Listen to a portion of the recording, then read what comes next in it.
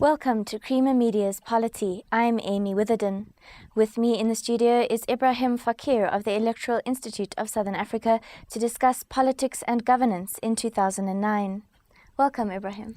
Thanks, Amy. After South Africa's elections in April this year, there was a great sense of optimism. How has the government performed since then?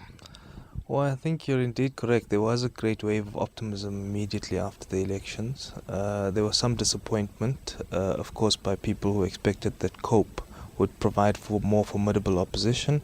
That wasn't indeed the case.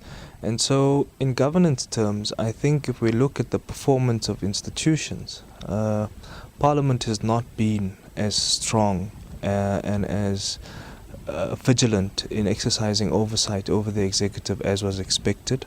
So I think that's the first point we must make. Secondly, I think we've underestimated the impact of the redesign of some of the state institutions, the reorientation, the renaming, which came with its own set of I think, challenges about new organizational complements which had to be developed for each of these new orientations, new state departments, if you will.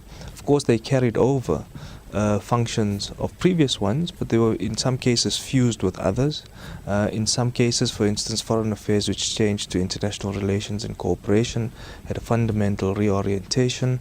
And so, of course, one has to find one's feet in doing so. And I think some of those government departments have performed less than spectacularly. So we've got two problems. One is in the institutional domain of our representative institutions, which have not been exercising as vigilant oversight as we've expected.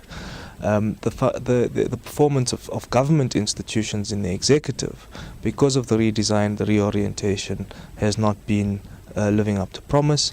And I think a lack of settlement on the role and function of the National Planning Commission, as well as some of the other ministries, has also left a little bit of uneasiness about the performance of government, especially in the executive domain.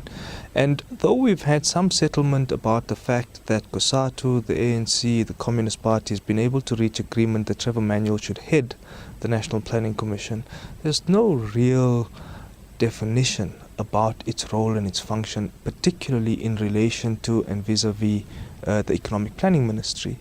And there again, we can find that Ebrahim Patel, the appointed minister, was assumed to be quite influential, was very influential in the first State of the Nation speech, and I think in the announcement of the many industrial policy projects. But subsequently appears that influence has not been as marked as we expected, or at least it didn't continue. It may, of course, re-emerge. So I think this question of the National Planning Commission in relation to other ministries is still something which is being fine-tuned. There's agreement about who would head it, and I think there's some broad agreement about what its strategic role and function is. And now the clear definitional elements of what it would do on a day-to-day basis is going to be key.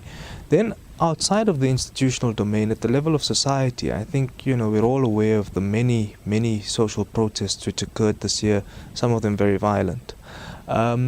In response to that, the Department of Cooperative Governance and Traditional Affairs, which now assumes the functions for local government, has developed a turnaround strategy. So I think all is not bleak. But of course, the turnaround strategy will have to be tested. It's still in its sort of incipient form.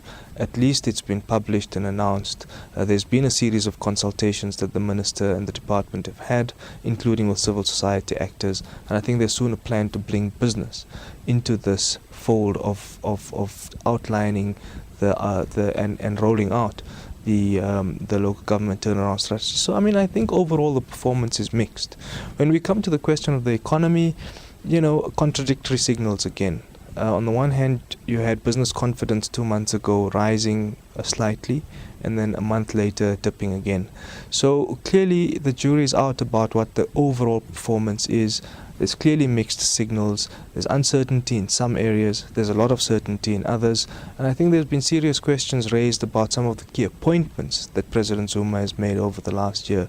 And so I think on balance, Given that this administration has only had a lifespan since the elections of about 8 to 9 months, it's difficult to make a definitive judgment, and the evidence is clearly out in the balance. There's some very strong areas, there's some very strong conceptual redesign of state institutions and the functions that they're willing to do. There is a re-engagement with society. The government seems to have a new appetite to listen more carefully to what's going on the ground, which is why you've had a fairly rapid response to the kind of social protest we've seen happening.